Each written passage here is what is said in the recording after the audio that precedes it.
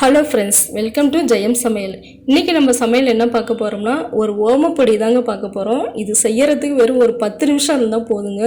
இது மாவு நம்ம எதுவும் பிசைஞ்சு ஊற வைக்கணுங்கிறதெல்லாம் கிடையாது. டக்குன்னு பிசைஞ்சு போட்டுடலாம். வாங்க இது எப்படி செய்யுது நம்ம வீடியோக்குள்ளே போய் பார்க்கலாம். ஒரு பாத்திரத்தில் 1 கப் கடல மாவு எடுத்துக்கிறேங்க. 1 கப் கடல மாவுக்கு 1/4 கப் அரிசி மாவு சேர்த்துக்கிறேன். அதிலே 1/4 ஸ்பூன் மஞ்சள்தூள், 1/4 ஸ்பூன் பெருங்காயத்தூள்,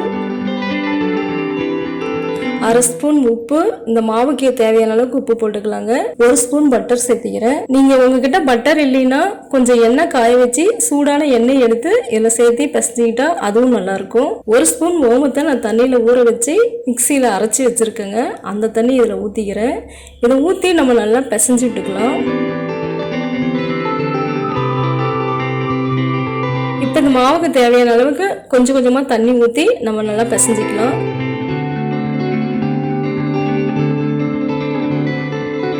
இப்போ பாருங்கள், மாவு இந்த அளவுக்கு இருக்கணும்.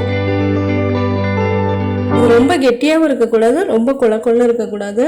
சப்பாத்தி மாவில் அடுத்த பதத்தில் இருக்கணும்.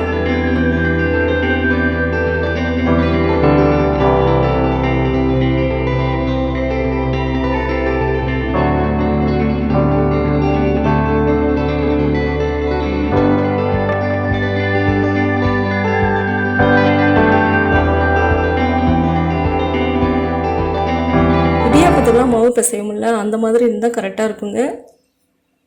ஒரு முறுக்கு புளியிற அச்சில் சின்ன சின்னதாக ஓட்டை இருக்கு இல்லைங்களா, அதை எடுத்துக்கலாம். நம்ம இதை சுற்றி நம்ம எண்ணெய் தடவிக்கலாம். இப்போ நம்ம வச்சிருக்கிற மாவு எடுத்து அதில் போட்டுக்கலாம். இப்போ பாருங்கள், எண்ணெய் நல்லா காஞ்சிருக்கு. கையை கொஞ்சம் உயரமாக தூக்கி நம்ம புளிஞ்சு விட்டுக்கலாங்க. ரொம்ப கிட்ட போகக்கூடாது, எண்ணெய் மேலே தெரிச்சிடும்.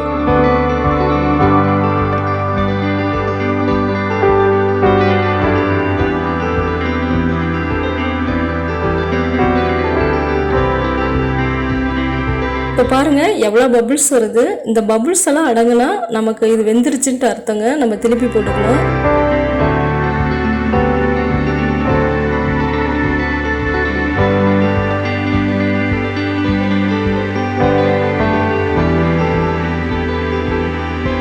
இப்போ பாருங்கள் பபுள்ஸ் எல்லாம் அடங்கிடுச்சு. இப்போ இதை நான் திருப்பி போட்டுக்கிறேன். அவ்வளோதாங்க, இதை நான் எடுத்துக்கிறேன். இது கரெக்டாக எடுக்கணுங்க. இன்னும் கொஞ்ச நேரம் நம்ம விட்டோம்னா இது நல்லா செவந்து போயிடும். எடுத்து வச்சோம்னா இன்னும் செவந்து போயிடும். இது இப்போ கரெக்டாக இருக்குது, அதனால் நான் எடுத்துக்கிறேன். இதே மாதிரியே நான் மீதி மாவையும் போட்டு எடுத்துக்கிறேன்.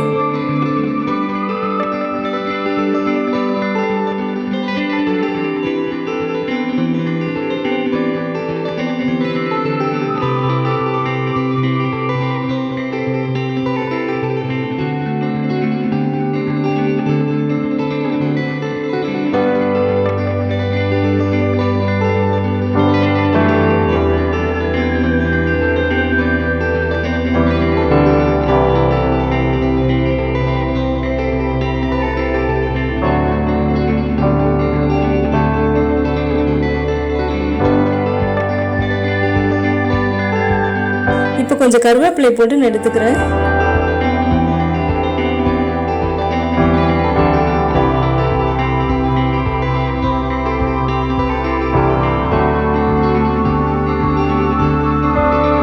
அவ்வளோதாங்க, நல்லா கிறிஸ்பியான மொறு மொறுன்னு ஓமப்பொடி ரெடி ஆயிடுச்சு.